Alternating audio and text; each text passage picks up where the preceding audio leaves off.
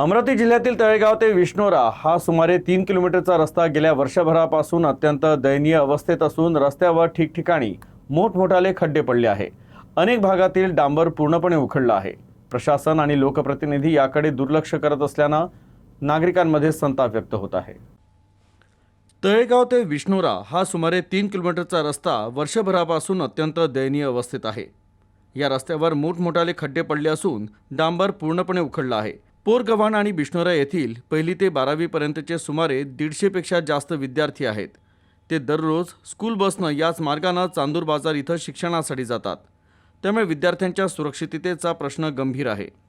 तर school bus चालकांना देखील रस्त्याच्या दुरावस्थेमुळे मोठी कसरत करावी लागते।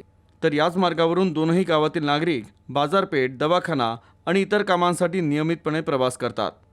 तर या खड्ड्यांमुळे अनेक लहान मोठे अपघात झाल्याचा नागरिकांचा दावा आहे। तर प्रशासन आणि लोकप्रतिनिधी एखाद्या नागरिकाचा बळी जाण्याची वाट पाहत आहे का, असा संतप्त सवाल नागरिकांनी उपस्थित केला आहे। येत्या 7 दिवसात खड्डे बुजवून रस्त्याची दुरुस्ती न केल्यास विद्यार्थी, पालक आणि नागरिक रस्त्यावर उतरून तीव्र आंदोलन करतील, असा इशाराही देण्यात आला आहे।